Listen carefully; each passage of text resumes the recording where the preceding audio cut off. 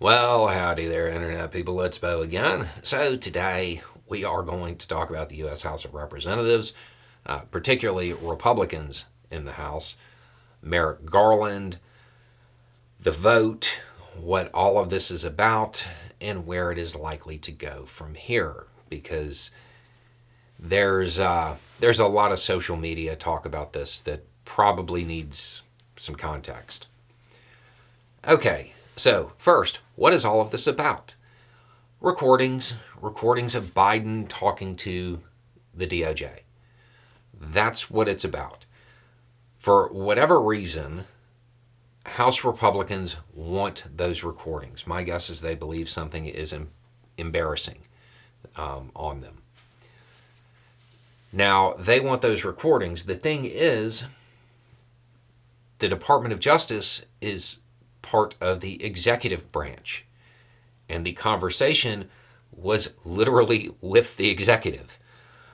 It seems as though executive privilege probably applies here.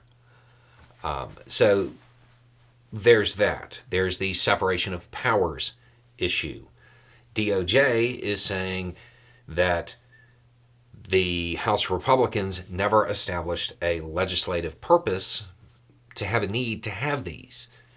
I honestly haven't even seen them try to, which is kind of strange because I feel like they could come up with one.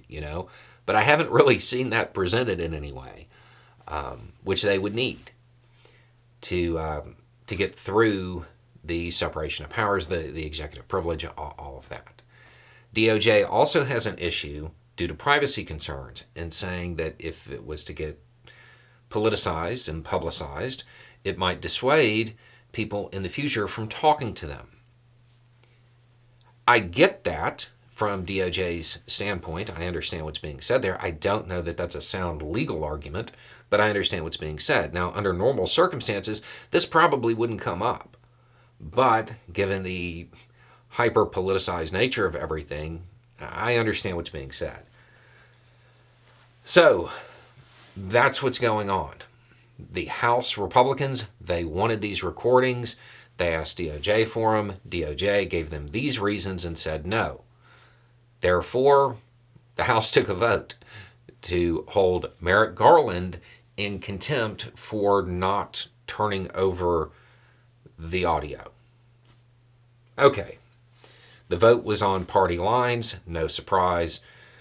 Johnson has indicated he's going to certify it. Now, from there, what happens?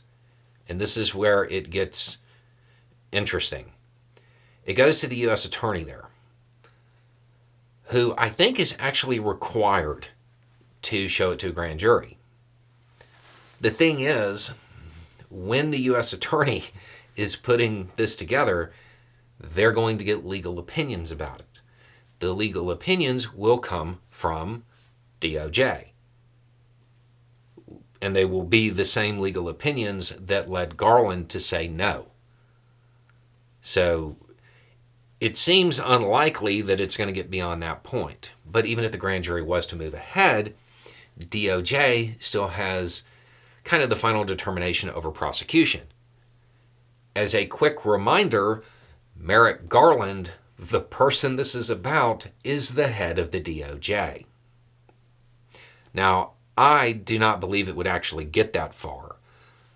But in the event that it does, I mean, that's something to keep in mind, and one of those things that kind of turns this whole thing into a farce. So that's what's happened and what is likely to happen in the future. I don't feel like this is going to go very far. This seems more along the lines of something that the Republican Party felt it had to do to appease its base, to be like, look, we're doing something. We held him in contempt for not giving us this audio that I guess they want for whatever reason. I don't see this going very far. It doesn't pass a lot of tests that it would need to. This seems to be a political move more than anything. So I understand it's all over social media right now. I would imagine this is going to be one of those things that just kind of fades away. Anyway, it's just a thought. Y'all have a good day.